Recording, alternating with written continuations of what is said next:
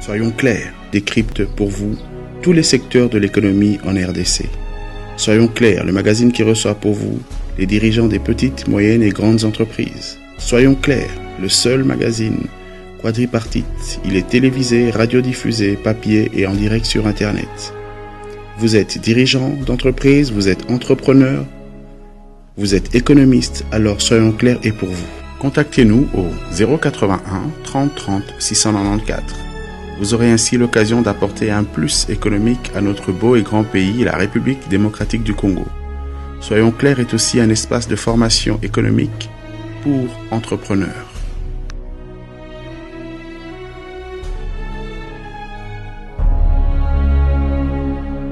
Mesdames et messieurs, nous le disons à chaque fois et nous le répétons, les barrières empêchent les investisseurs d'être plus épanouis, d'augmenter leur chiffre d'affaires, d'augmenter leurs investissements et donc d'augmenter l'emploi, le transfert de connaissances au peuple congolais. Nous nous adressons particulièrement aux autorités de ce pays. Réduisons les barrières, réduisons les tracasseries et cela fera que tout le monde gagnera en même temps. Monsieur Richard, nous revenons en français.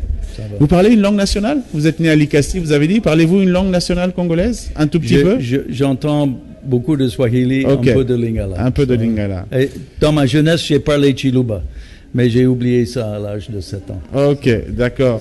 Revenons à notre économie.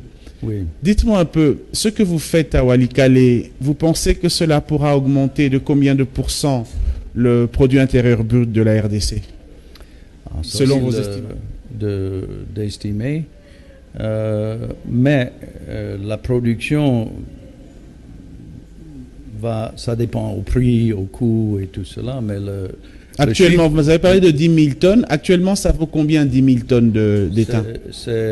La tonne vaut combien? Plus ou moins $20 000 la tonne. Donc nous parlons de 2 milliards de dollars, oui, un chiffre d'affaires de 200 millions de dollars par année. Par année, oui, sur 10 ans, 2 milliards de dollars. Oui, d'accord. So, le vie de mine, c'est 12 ans et demi. Okay. Mais ça, c'est par rapport au gisement que nous avons essayé de faire l'analyse géologique. Okay. Ça peut facilement arriver à 30 ans. D'accord. Alors, ça va impacter les affaires directes et indirectes de la province, du territoire pour longtemps. Pour très longtemps. Oui. Et à côté de nous, il y a des autres gisements qui attendent des investisseurs avec le même esprit et le même talent de négocier le financement et contourner les obstacles. Est-ce que vous faites du lobbying justement pour que d'autres investisseurs viennent s'installer à côté de vous? Vous faites cela déjà ou pas? Absolument. Nous assistons le gouvernement de la province du Nord Kivu. D'accord. Aussi, nous sommes des partenaires loyaux du gouvernement national dans la révision du code minier et dans les efforts d'améliorer l'application de ce code. Nous, avec des autres sociétés minières, on commencé de créer une structure alternative à la Chambre de mines. Cette structure s'appelle l'Initiative pour la promotion du secteur minier. Okay. C'est un regroupement, pas pour la concurrence, c'est un regroupement pour communiquer la voix différemment.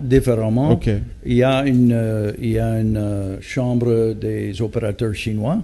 Alors, apparemment, le gouvernement accepte des voix divergentes. Okay. Mais c'est pour enrichir le débat et de contribuer la perspective. Je voudrais peut-être retourner à un point clé. Important, oui.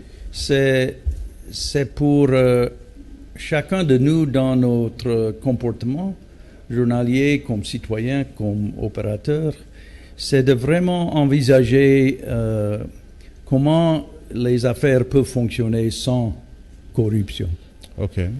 Aujourd'hui même, Transparency International a émis un rapport disant que le Congo, c'est parmi les plus pires pays du monde. Okay. 80% de la population a payé une sorte de tracasserie pendant les derniers mois. Okay. Et nous connaissons, il y a une certaine approche, culture, habitude, mais à fur et à mesure, nous devrions sortir de ça.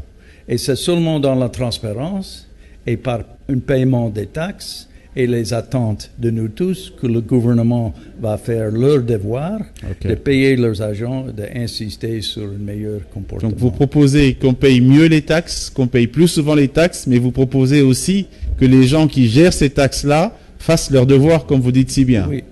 Aucun opérateur économique dans le monde peut négliger des taxes si c'est bien utilisé. Tout à fait. Pour le développement. Le développement et le devoir en commun.